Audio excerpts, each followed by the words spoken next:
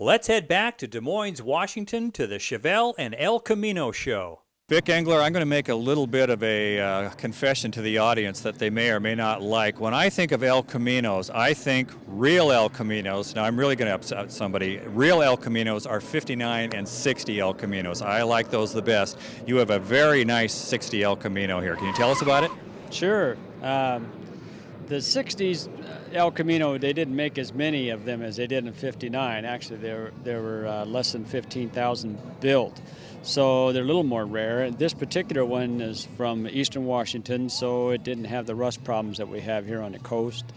And it was a good start, although when I brought it home, I didn't have an engine or a transmission in it.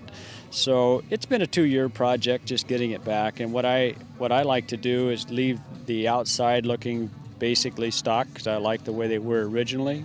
And then the underpinnings are all modern running gear. I have a 700R4 transmission, which is the modern overdrive automatic, and that gives me a little better gas mileage, and that's what I build them for, is to cruise anyway. So.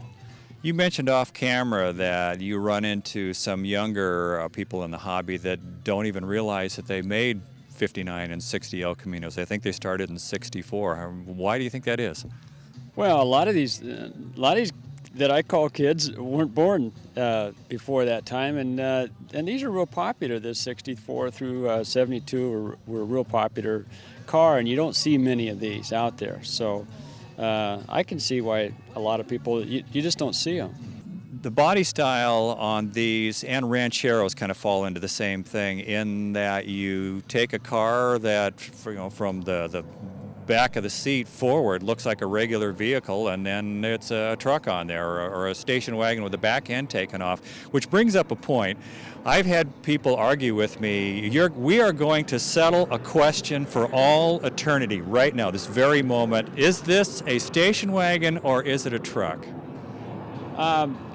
When it was first brought out, they called it a sedan pickup.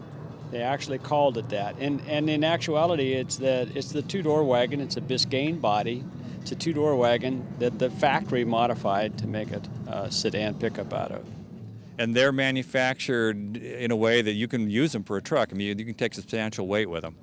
Not any more than a station wagon. I mean, they're not like rated to half-ton or anything like that, but they are the same as a station wagon. You don't see a lot of these on the street, as you mentioned. Is parts a problem, or body parts, or is that a real challenge for these? It's coming quickly. It's not as I mean, you can buy anything you want for a '57 Chevy, and these are getting that way. When I first got this car almost 3 years ago, you couldn't find any of the floor pans for them, and now they make them aftermarket.